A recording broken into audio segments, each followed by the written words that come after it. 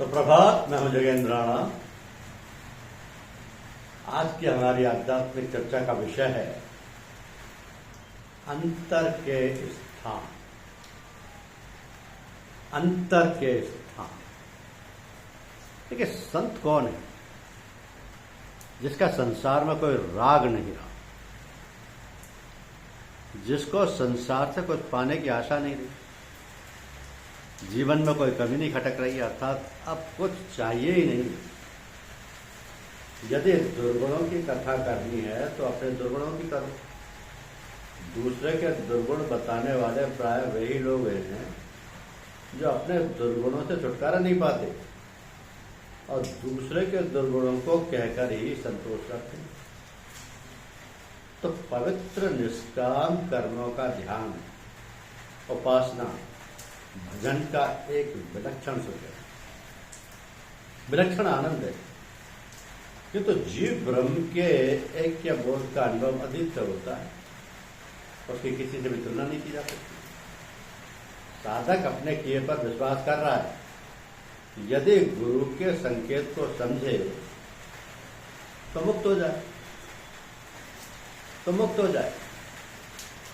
सबसे सुंदर और बढ़िया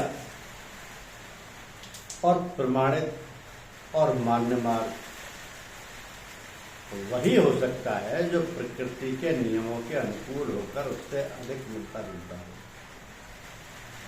हिंदू धर्म में इसकी अति ही उत्तम शिक्षा और सार सत्य गीता में बताया गया। तो जो खींचातानी करके समूल्य पुस्तक का निर्माण प्रमाण प्रत्येक धर्म अपने सिद्धांत और नियमों पर देता है, कम से कम इसका पूरा समावेश संतमत पर होता है। तो कर्मयोगी गीता को कर्म प्रधान, भक्त भक्ति प्रधान और सन्यासी ज्ञान प्रदान भले ही कहें और उसकी समझ के अनुसार रहता ही हो, किंतु मेरी समझ में उस शिक्षा के अनुसार जो श्री गुरुदेव के चरणों में बैठकर प्राप्त की है, यही ज्ञात होता है कि जिस संत मत की आपने शिक्षा दी वह वास्तव में ठीक ठीक गीता के उद्देश्य के अनुसार है। कर्म, भक्ति और ज्ञान का संबंध तीनों शरीरों से है, सूक्ष्म, कारण और स्थूल। तो शरीर के 6 चक्र ही 6 अध्यायों में श्री कृष्ण जी ने अर्जुन को खोले।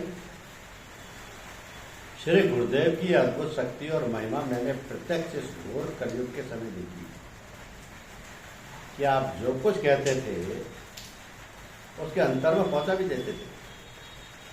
अंतर के स्थान यानी चक्र आपके उस कहने और समझाने से कैसे प्रकाशमान और प्रकायमान होकर अपना काम करने लगते थे, इसकी साक्ष्य वही ठीक दे सकते हैं जिनको आपके श्री चरणों में बैठने और शिक्षा प्राप्त करने का सौभाग्य प्राप्त हुआ है। हम अधम पुरुषों की बात में कहाँ से कहाँ पहुंचा देते थे। हम अधम पुरुषों को बात में कहाँ से कम पहुंचा देते। इसका सर्वसाधारण को विश्वास दिलाने का हमारे पास कोई रास्ता नहीं उस समय तक कि वह स्वयं उसको व्यवहार रूप में उतारने को तत्पर ना हो। तो आपने एक नहीं कई आचार्य बनाकर भारतवर्ष का उपकार किया। जहाँ कहीं भी लोग इस शिक्षा से सौभाग्यशाली हो रहे हैं, उन्हें आपने एक बना दिया। और यदि तनिक भी प्रेम और रुचि अपनी तीव्र की उसी कोटि का आचार बना दिया। तो कई महापुरुषों को जो आपने सदगुरु की भी पदवी प्रदान की, सदगुरु वास्तव में वो है जो अपना सा बना दे, औषधि बताने वाले और देने वाले और रोगी को निरोग करने वाले वैद्य और डॉक्टर माने जाते हैं। किंतु जो रोगी को अच्छा करके कुशल वैद्य और डॉक्टर बना दे, उसकी महिमा और कृतज्ञता का तो क्या कहना। तो आप ऐसे ही महाशक्तिशाली और पूर्ण परोपकारी थे। ईश्वर की दया व कृपा हमारे ऊपर सदा अधिक अधिक रखे और हमारा प्रेम उनके चरणों में अधिक रहे। दया में सदन दास के प्रयत्न स्वीकार करें। मैं आपके इस महान उपकार को कभी भूल नहीं सकता कि आपने ऐसे अधम और पतित दुनिया में सब प्रकार से गृहस्थ मूल को ऐसे महान शक्तिशाली पूर्व पुरुष के चरणों में पहुंचा दिया है कि जो दयालुता और कृपालुता से भरपूर सदैव पतितों के उद्धार में लगा, और जिसने अपना तन मन धन सर्वस्व तेरे बंधनों की सेवा में अर्पण कर दिया, न कभी किसी प्रकार की इच्छा की, न किसी सम्मान की, न किसी भोग विलास की, केवल जिसको दीन और दुखियों के उद्धार और सेवा का ही एकमात्र व्रत रहा, जो मृत्यु सैया पर पड़ा हुआ भी सेवा भाव से भरा हुआ था। ऐसे महापुरुष का जिनको दर्शन मात्र भी हो गया वो धन्य, और जिन्होंने उनके श्री चरणों में कुछ प्राप्त किया उनके लिए तो क्या कहा जाए। अच्छा आप सुनिए, किसी बात को करते रहना कर्म योग है, किसी बात को विवेक और बुद्धि द्वारा जान लेना समझ लेना ज्ञान है, किसी बात से प्रेम और आसक्ति हो जाना भक्ति है, किसी बात को समझ लेना और उससे प्रेम पैदा होकर उसके अनुसार कर्म करने लगने पूर्णता है। तो जहां पर इस प्रकार की शिक्षा देने का प्रबंध हो और जिसको बतलाने वाला पूर्ण और व्यावहारिक रूप से उतरा हुआ हो, वो पूर्ण महापुरुष या परम गुरु है, जिसकी शिक्षा से ऐसे महापुरुष पैदा हो, उनको संत सदगुरु हम अपने शब्दों में कहते हैं। आपका जीता है उसका नाम बताइए। ऐसे आदर्श महान आत्मा संसार के देश देशांतर में लोगों को चेतावनी और सम्मान दिखाने की समय समय पर आया करते हैं। उन्हीं को लोग यदि उन्होंने शैक्षिक तथा पारलौकिक दोनों युक्तियों द्वारा मनुष्यों का उद्धार किया तो अवतार, पैगंबर, रसूल, खुदा का बेटा आदि नामों से पुकारते हैं। और यदि आत्मिक शिक्षा प्रदान किया तो महापुरुष, ऋषि, मुनि, औलिया, देवता आदि नामों से पुकारे जाते हैं। तो ये पद और नाम उनकी भक्ति और अपनी श्रद्धा के अनुसार देती है, और जनता उसी प्रकार उनको मानती और पूछती है।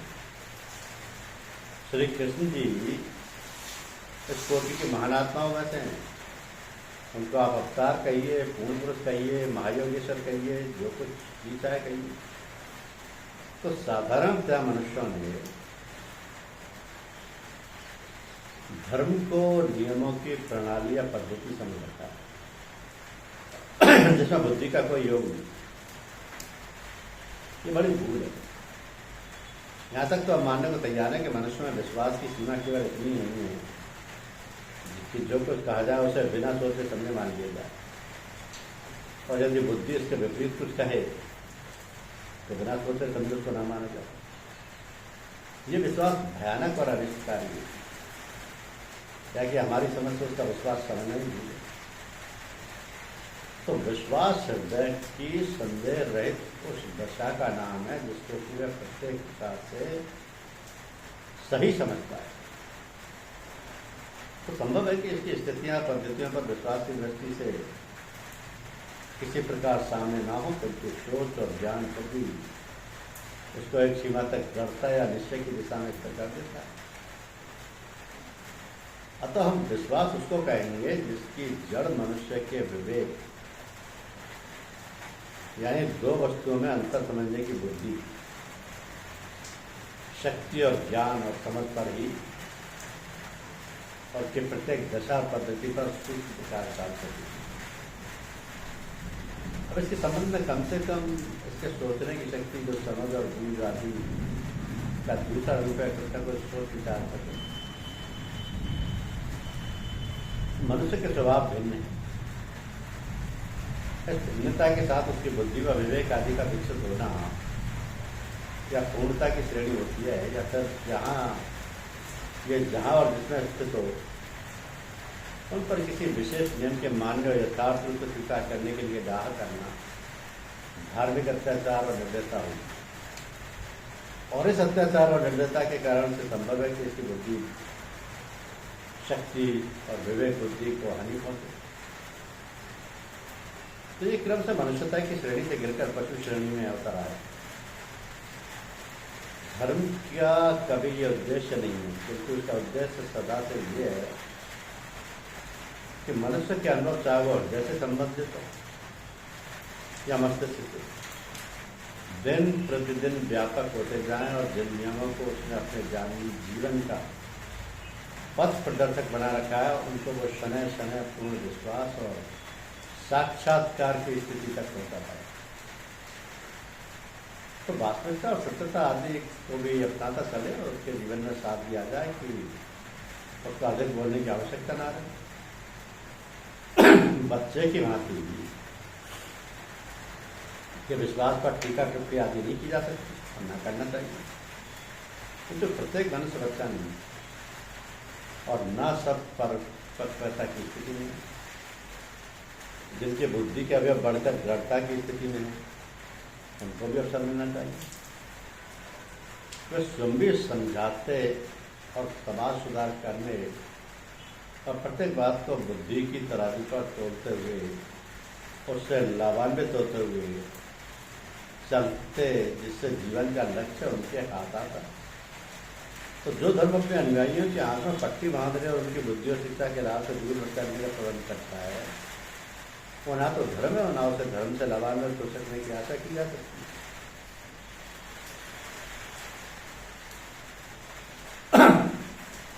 लेकिन कार्यों आदि में हमें सदैव बुद्धि व विवेक से पग पग पर कार्य करने का आदेश है। हम स्वभावतः जो कार्य करते हैं सोच समझ से ही करते हैं। लोग हमें कहते सुनते भी रहते हैं कि बिना विचार किए कोई काम ना करो।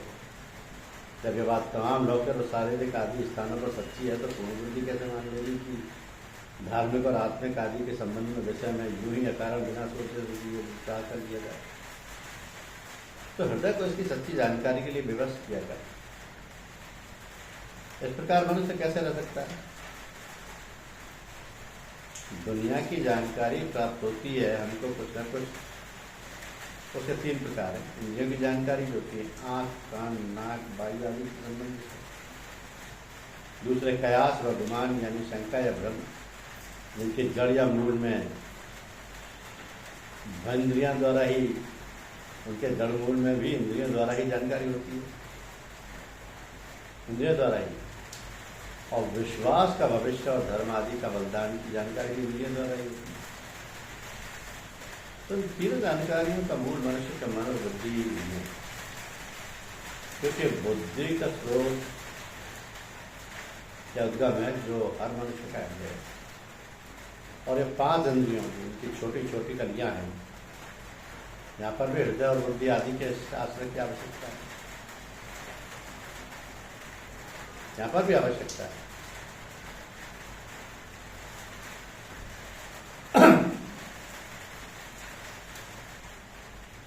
तो ये 3 प्रकार की जानकारियां जो मनुष्य के लिए विशेष है।